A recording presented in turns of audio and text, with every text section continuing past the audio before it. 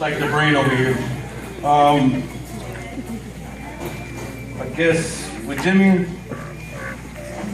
I guess you could say we always knew that he'd be an exceptional student in the world of academia. His ability to utilize any information he retains, either for his benefit or to his advantage, is pretty remarkable. But I know he wasn't born with this gift. I mean, it didn't just come naturally to him. I believe he learned this as a young child growing up. See, I remember when we were younger, both of my parents worked, so they left me in charge of AFA'ESE kids, man. I had to take care of this rowdy house, man. It was crazy.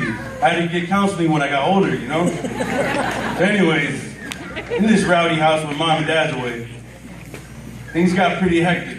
And occasionally, some things broke. Things my dad really cherished.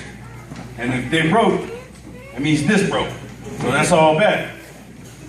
So I remember this one instance when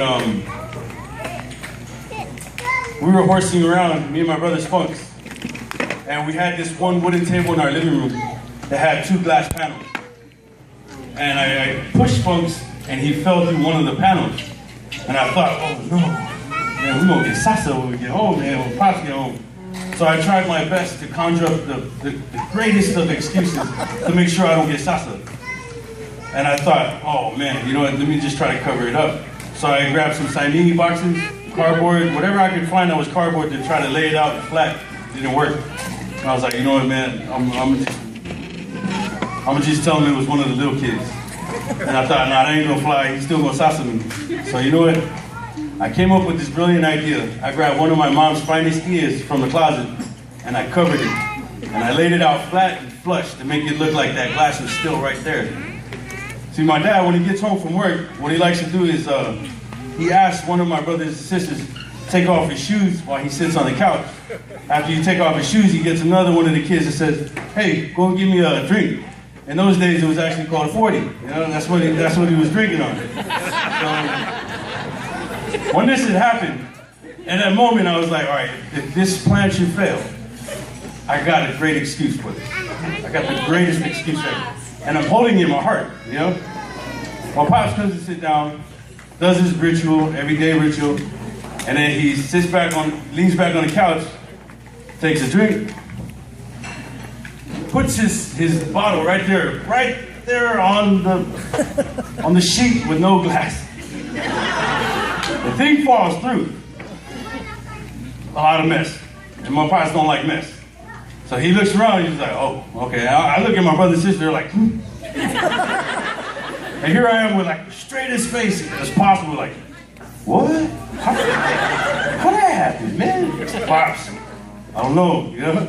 And my dad just looked at me, he's like, oh, so the cat's away, the mouse go play, huh? Oh, okay, I see how it's gonna be. I was like, all right, here goes my greatest excuse ever. Little did I know that my Pops was training Jimbo like a CIA operative. This guy was like the mole in our house that we never knew existed. I tell you, he was like, I'm over here thinking up a game plan for football, and my Pops throws soccer at me, and I'm like, whoa, hey, I'm not ready for these kicks, man. So here he calls Jimbo, and I'm like, all right, fine, I can handle this. This boy is not gonna outstory the storyteller. So I'm like, all right, let's do this. Dad, before I can even explain anything, my Pops looks at us, Jimbo, what happened? Jimmy just said, oh, man, I kid you not, this little 6-year-old boy, he done broke down into detail, play by play, what had occurred that day. I was so dumbfounded and shocked, I was just like, all right, Dad. And I trip out on that. I always remember that. I knew, like, this boy got something special. Today, looking back at all that, I say, thanks to this one right here, I got whipped more than 12 years a slave, man. That's all bad. So, thank you for that, Oos. It made me a tough man. Still, I went to counseling, you know, like I said earlier. What I want to say to you is all that, it paid off. I see the road that you traveled. Personally, I'm very proud of you. I'm very thankful that you chose this path, that you chose to, you know, go that extra mile, especially right after high school.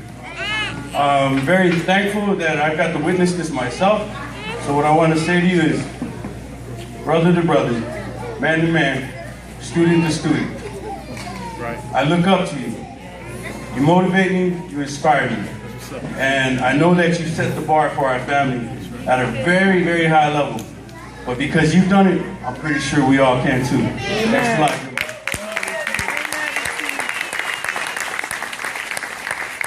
And right now, we're going to go ahead and start serving our ice cream and cake. Yeah!